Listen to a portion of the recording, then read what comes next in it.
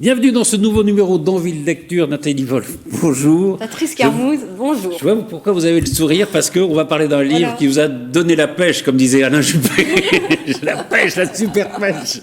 Hein, c'est trop jeune pour être vieille, de Joëlle Gouron. Bonjour Joëlle. Bonjour. Merci elle est d'être avec bien jeune pour être concernée par la oui, mais que ça. On s'y prend jamais trop tôt.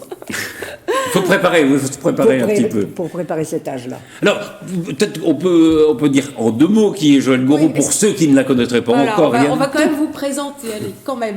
Alors, vous avez, bonjour Joëlle Gouron, collaboré à de nombreuses émissions de télévision, de radio, et on retient notamment vos chroniques aux côtés de Christine Bravo dans la fameuse émission Frou, dans les années 1990, et puis il y a aussi Le Fou du Roi sur Inter, À la bonne heure sur RTL. Vous êtes scénariste et réalisatrice de films pour la télévision et le cinéma. Parmi de nombreux scénarios, on peut retenir Le Clan Pasquier ou encore ceux qui sont écrits pour les enquêtes du commissaire Maigret. Le Clan Pasquier, c'était formidable. Hein. Ouais. Et vous êtes également l'auteur de plusieurs livres, Je râle pour vous, Le poulet du dimanche, pour ne citer que cela. Et on vous retrouve aujourd'hui avec Trop jeune pour être vieille, petit manuel de savoir rire et profiter de son âge, coécrit avec Delphine Appiou. Donc je dirais que c'est un manuel tout à fait à votre image, à l'image de votre joie de vivre, de votre liberté, de votre franc-parler. Un livre très drôle, Patrice, est-ce que tu peux nous en parler? Un mot justement, ce livre-là, c'est vrai qu'on vous reconnaît évidemment à travers ces pages. C'est au fond l'idée quand même qu'on peut être vieux, puisque c'est ça dont ça parle, tout en étant ouvert, positif et vivant, quoi. Oui, parce qu'on est dans une société où les choses sont très lourdes du côté de l'âge, en particulier pour les femmes. C'est aussi bien dans le domaine professionnel, où on déclare très vite à quelqu'un qui a 50 ans, à une femme qui a 50 ans, oui, vous êtes un peu, je préférerais quelqu'un de plus jeune, enfin bon. Donc là, ça joue. Et puis une société où, d'un autre côté, on vous impose aussi le fait qu'il faut être pétillante, jolie, à l'image des stars qu'on nous montre aussi bien dans les magazines qu'au cinéma. Et puis, on est quand même dans cette société où on est à la fois, il faut être jeune, mais on est vieille de plus en plus tôt, en fait. Et il va falloir pourtant travailler avec une retraite jusqu'à un certain âge, qui fait que tout ça rend les femmes un peu schizophrènes.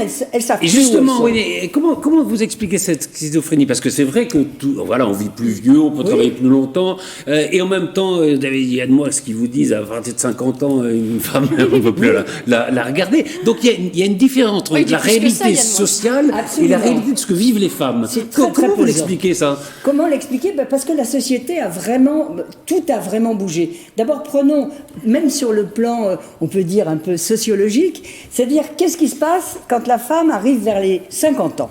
Il y a tout qui lui tombe sur la tête, en fait. Il y a la ménopause, il y a les enfants qui s'en vont, genre de truc qu'on prend plus ou moins bien. Oui.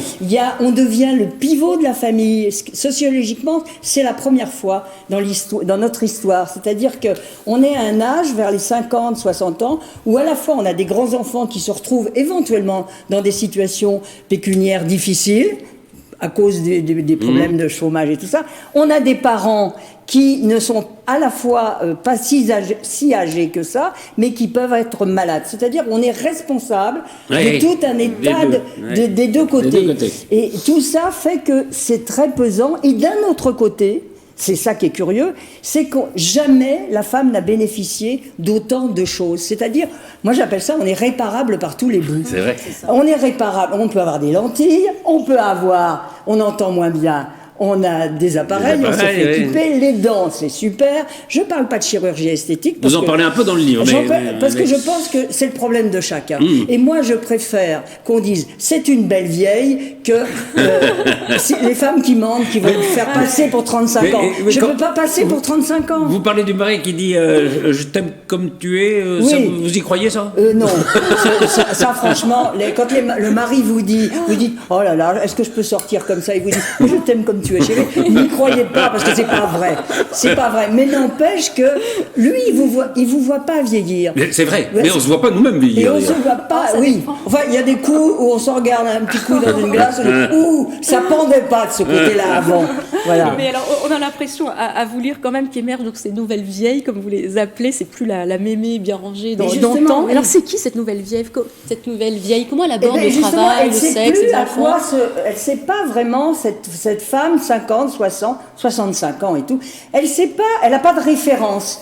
Alors, elle sait pas comment s'habiller, mais elle tente des choses. Alors parfois, elle se dit, voilà, est-ce que je peux mettre ça encore à l'âge que j'ai? D'un autre côté, elle n'a pas envie de mettre la blouse à fleurs de sa grand-mère qui poussait une brouette. Enfin, je veux dire, c'est pas la même femme. C'est une femme qui a travaillé, c'est une femme qui a eu des copines, qui a eu des copains.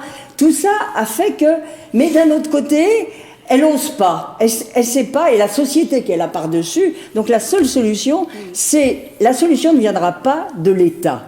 Je dis à un moment, je m'embarque dans un grand raisonnement, mais prenons l'exemple de la différence de salaire entre les hommes et les femmes, qui a été, je me souviens, mes premiers papiers que je faisais il y a une trentaine d'années. C'était un grand combat de votre part, d'ailleurs. C'était incroyable, cette différence, elle était de plus de 30%. Aujourd'hui, elle est de 19%.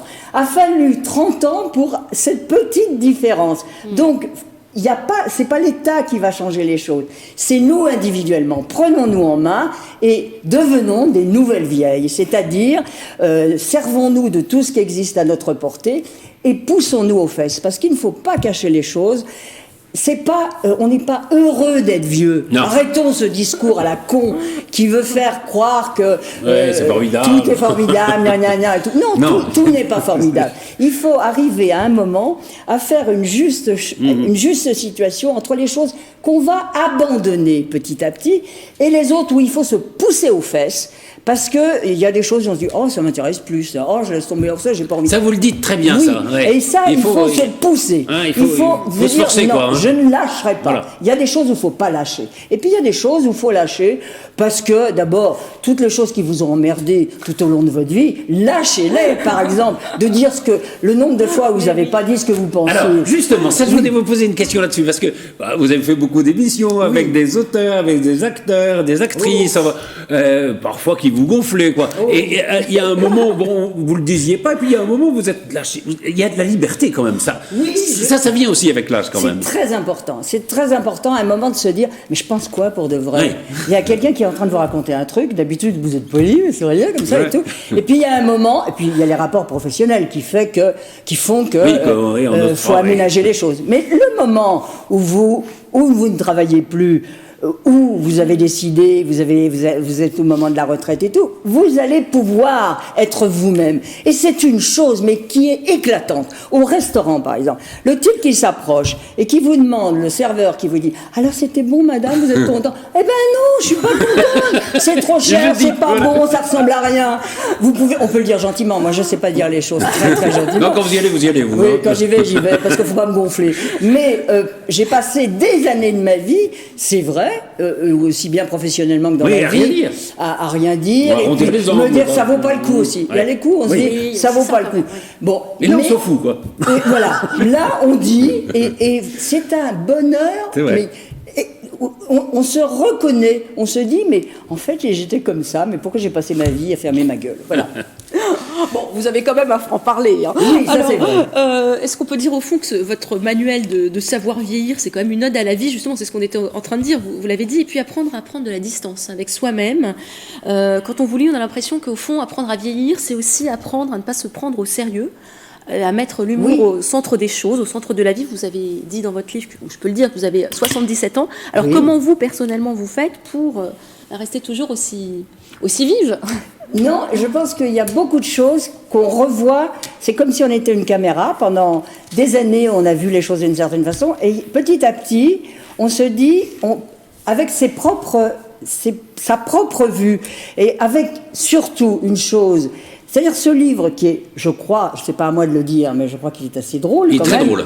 C'est très drôle et très positif. Voilà, positif parce que je pense que surtout, Je pars toujours d'exemples réels. Oui, voilà. C'est-à-dire que je suis dans la absolument. vérité. Ouais. Je suis quelqu'un qui a les pieds sur terre. Je suis pas une humoriste. Mais toujours quand vous avez écrit, hein, vous partez Oui, de la je pars réalité. toujours Ouais. de choses vraies et surtout regarder ça à l'aune du bon sens. Se dire, j'ai toujours fait ça comme ça, mais pour de vrai, qu'est-ce que je devrais faire? Et ça change tout. Alors évidemment, ce qu'il y a derrière, je l'avoue, cette espèce d'énergie qu'il faut avoir. Ça, c'est pour ça qu'il faut lutter, hein. C'est Oui. ça qui est le plus dur. C'est de se très dire, dur. voilà, on y va, quoi. Oui, Ça, c'est très dur. D'abord parce faut que de la volonté, c'est un partage inégal. Oui. De la même façon qu'il y a des femmes aux yeux bleus, aux yeux verts, des petites, des grandes, des belles, des moches. Il faut savoir que la vie est inégale. Et l'énergie, c'est quelque chose de très inégal. Moi, j'ai été bien pourvue. Je crois que j'avais un truc. Mais n'empêche, je suis beaucoup moins Et énergique. le désir, ça se stimule, l'énergie, Le désir se stimule, général, absolument. Je donne l'exemple, par exemple, avec les maris. Le mari, souvent, au moment de la retraite, s'il n'a pas eu des passions très personnelles, une alimentation extérieure, c'est un homme qui va se retrouver affalé sur le canapé, il ne sait plus quoi faire. Il est devant la télé toute la journée. Il est devant la télé parce que ça, c'est terrible. il avait une petite entreprise, il était dans un boulot, il était habitué à commander, il décidait, et tout d'un coup, là, il ne sait plus. Donc là, par exemple, cette énergie, c'est la femme qui doit l'avoir. Et je dirais que la femme, à ce moment-là, elle est l'animatrice. C'est-à-dire, c'est elle qui va dire, vous dites à votre mari, oh, on irait bien cet été en Espagne. Il dit, oh, c'est loin. Moi, j'ai pas très envie. Alors, vous allez le manager. Vous allez lui montrer un film sur l'Espagne. Vous allez sortir, vous allez préparer des trucs. Vous allez repérer des restos. Vous allez prépare-moi le trajet. Je veux dire, l'animatrice. Et ça, c'est une fonction très féminine. J'avais une chose sur laquelle je voulais quand même vous interroger, puisque vous parliez tout à l'heure de l'égalité des salaires. C'est vrai que vous êtes féministe, vous avez été dans le combat féministe. Il y a ce néo-féminisme qu'on voit aujourd'hui, genre Alice Coffin qui dit j'ai pas de mec, ça m'évite d'être violée, d'être battue, etc. Oui. Est-ce que c'est parce J'ai du mal avec ça. Vous avez un peu de mal, hein? Oui, mais bien sûr que quand j'entends tout ce qu'elles disent, et il y a plein de choses qui n'avaient jamais été dites, et c'est très bien sur il y a aussi les viols. Mais c'est comme dans toutes les révolutions. Les révolutions sont faites à un certain moment par des gens des petites minorités qui sortent tout d'un coup des choses qui veulent que ça change. Mais ça va mettre du temps à comment dire, et ça fait des dégâts. Donc, et ça fait des dégâts. Les dégâts, c'est quoi? C'est par exemple quand j'entends les hommes, mon fils l'autre jour qui a 57 ans, qui me dit putain, c'est dur de monter dans un ascenseur avec une nana tout seul. Ouais. Je lui dis qu'est-ce que tu me racontes là? Et il me dit tu sais pas où regarder. Je lui dis avant tu faisais comment? Il me dit quand tu entends tout ce qui se passe, toutes ces femmes qui sont harcelées, qui disent c'est affreux à vivre et tout, eh bien on ne sait plus. Pareil, il me racontait, il me dit ma fille, il a une petite fille, il me dit les copines de ma fille qui viennent dormir à la maison, les soirées pyjama et tout. Je ne suis pas à l'aise parce que je pense à tout ce qui a été dit. Et je pense que ce néo-féminisme, faudrait surtout pas qu'on n'ait pas les hommes dans notre poche. Moi, j'ai toujours eu les hommes dans ma poche. Enfin, tu sais, j'ai jamais attaqué les mecs. Parce qu'il faut faire avec. Le tout, alors là, c'est une leçon de Mamie Goron, le tout, c'est au départ de choisir le bon mec.